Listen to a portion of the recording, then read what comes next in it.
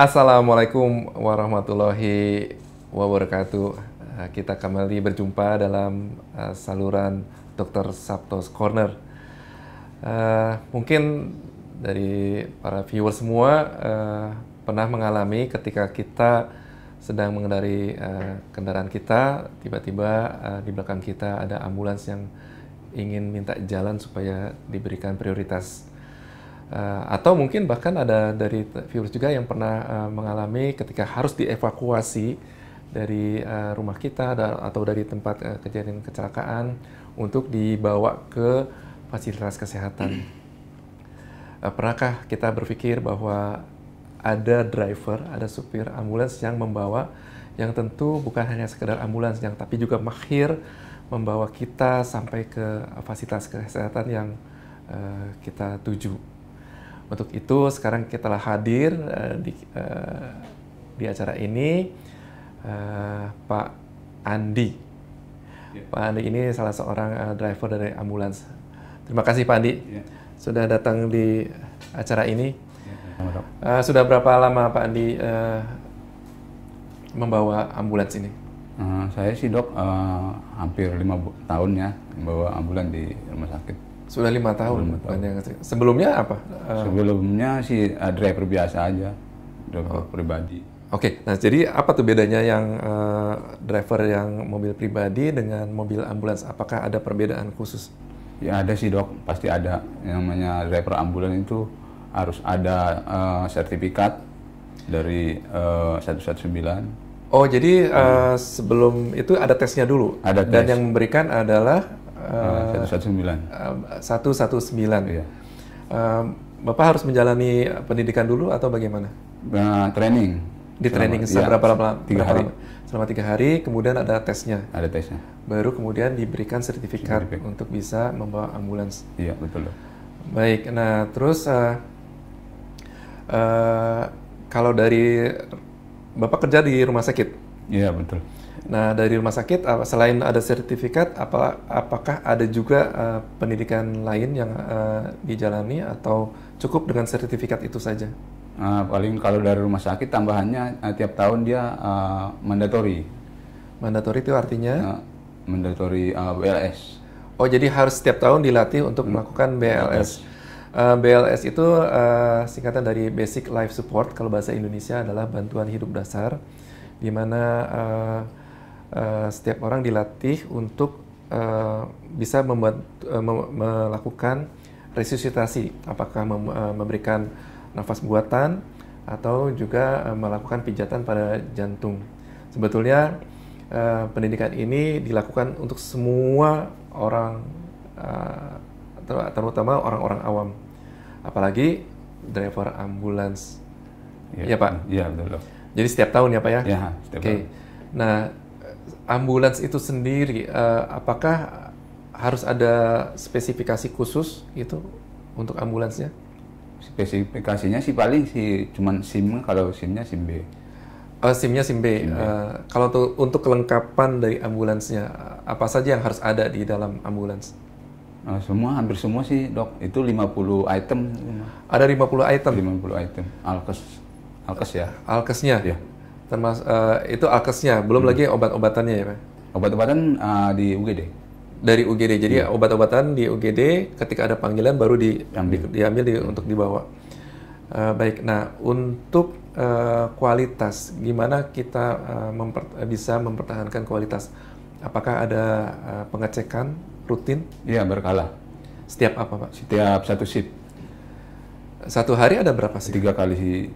3 kali shift? 3 shift, 3 kali. Jadi setiap shift itu ada handover-nya? Iya. Sama-sama mengecek kelengkapan? Iya.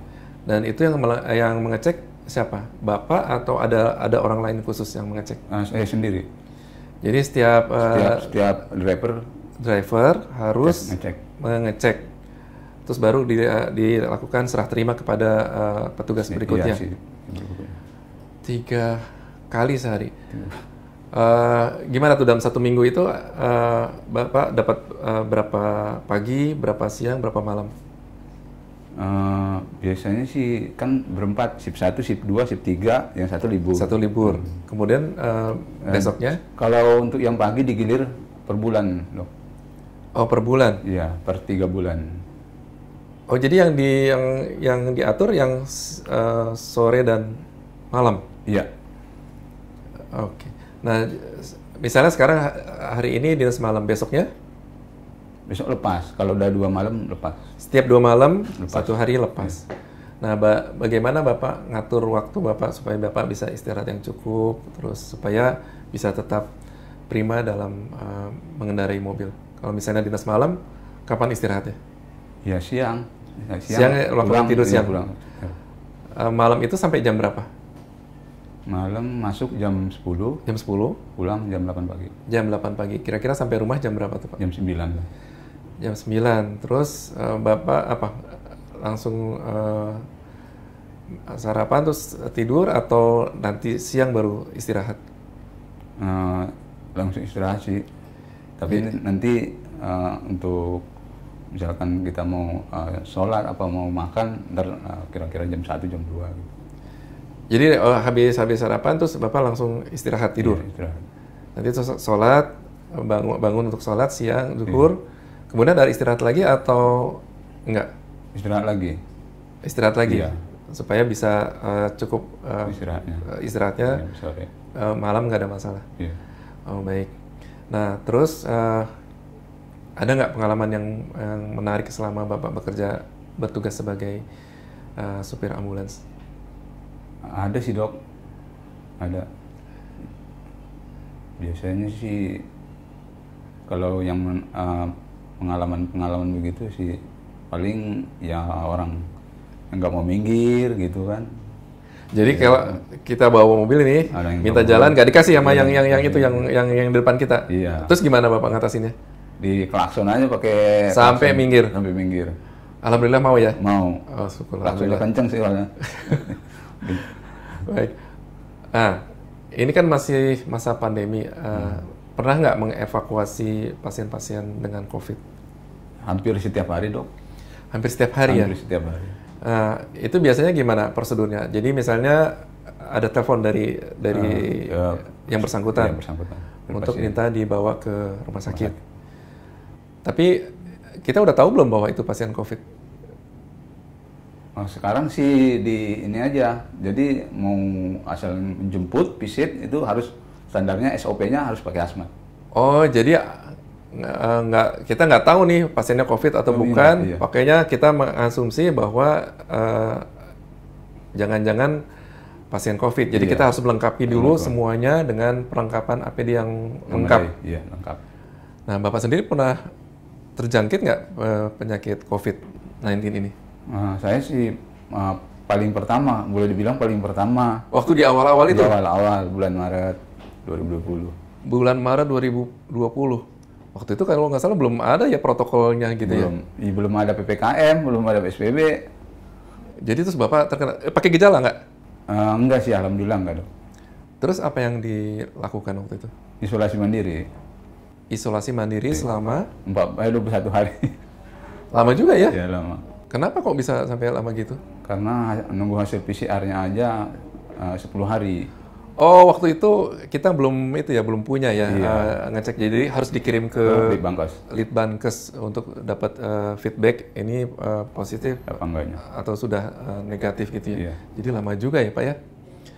Itu waktu pandemi kan Bapak kalau pulang dari rumah sakit itu Bapak orang-orang biasa aja gitu, nggak ada masalah. Pertama pandemi sih ya agak dikucilkan ya, dok, karena saya akan jadi supir ambulan ya. Jadi mereka kalau Bapak lewat gimana tuh? Pada kabur gitu semua? Ya pada menjauh. Benar-benar pada menjauh gitu ya? Menjauh. Tapi sekarang udah nggak lagi? Udah nggak. Karena udah paham ya? Udah paham, udah ngerti, dan saya udah edukasi. Bapak melakukan edukasi? Iya. Jadi ini kalau kita lagi jaga nih, kan belum tentu selalu ada panggilan gitu ya, Pak. Terus apa yang Bapak lakukan kalau lagi nggak ada panggilan gitu, Pak? Kalau lagi nggak ada panggilan, ambulannya gagal jalan ya kita asis sama perawat sama dokter di UGD. Oh, jadi Bapak membantu tenaga medis di UGD. Ada yang itu nggak? Ada yang pengalaman yang seru nggak? Ada sih dok, yang korban kecelakaan, korban KDRT, yang dibacok sama suaminya. Aduh. Dibacok sama suaminya, Iya. sadis banget ya. Nah, itu kan Bapak nih selama ini kan belum pernah menangani masalah-masalah seperti itu kan. Bahkan sampai ada yang patah tulang gitu ya. Iya. Terus tadi yang bacok itu nggak takut membantu dokter dan perawat? Kalau enggak sih, nggak takut. Sekarang udah biasa dok. Awalnya tuh? Awalnya takut. Nggak sampai pingsan tapi? Enggak. Soalnya kan kadang-kadang ada yang sampai ngeliat darah aja terus pingsan. Kalau Bapak aman-aman aja? Aman-aman aja. Bapak memang tangguh ya, luar biasa. Kalau dari keluarga sendiri Pak, bagaimana sikap mereka waktu Bapak memilih untuk menjadi driver ambulans? Ya pertama-tama sih ini juga kayaknya gimana gitu kan, kayaknya ketakutan gitu. Tapi saya terangin sih enggak. Gitu. Jadi sekarang mereka udah bisa terbiasa menerima ya? Menerima. Pernah dikomplain nggak oleh pasien atau keluarga pasien? Pernah dok. Apa tuh dimarahin kayak apa tuh? Bawa mobilnya terlalu kencang malah dok. Justru malah kekencangan gitu? Kencangan. Jadi maunya malah pengennya pelan-pelan aja? Pelan sekali. Kayak apa tadi? Kayak bawa telur. Siap. Kalau nggak salah ada aturannya ya Pak ya? Ada. Bawa mobil itu kecepatannya berapa maksimal? Maksimal 100 dok. Nah itu gimana tuh kalau misalnya pasiennya pengen cepet-cepet sampai kita harus melebihi kecepatan yang diperkenankan gitu? Ya intinya nggak boleh dok. Kalau biarpun pasiennya pengen cepet-cepet, ya memang kalau kecepatannya ya harus maksimal 100. Jadi kita tetap konsisten ya Pak ya dengan membawa mobil dengan kecepatan 100 km per jam itu ya. Tentu ada alasannya ya kenapa harus maksimal 100 km per jam. Iya, SOP-nya memang begitu. SOP-nya memang begitu. Baik. Sebelum saya mengakhiri acara ini, mungkin ada dari Pak Andi yang ingin disampaikan? Iya dok. Pertama-tama ya saya udah terima kasih udah diundang ke sini sama dokter. Sama-sama Pak. Ya, terus yang kedua saya mau terima kasih sama keluarga saya sudah mensupport saya menjadi driver ambulan. Dan untuk yang ketiga, untuk ini saya ngasih himbauan aja untuk masyarakat. Kalau mendengar suara sirine meraung-raung, ya mohon minggir, kasih waktu beberapa detik saja untuk ambulan itu lewat. Pada dasarnya kan kita untuk niat menolong orang yang sakit. Baik Pak, jadi telah disampaikan tadi harapan dari Pak Andi. Jadi kalau misalnya kita mendengar ada sirene ambulans yang meraung-raung tadi, mohon diberikan jalan karena sebetulnya kita sedang sama-sama menolong pasien ini untuk mendapatkan pertolongan segera. Sekali lagi terima kasih Pak Andi, juga para pemirsa. Assalamualaikum warahmatullahi wabarakatuh.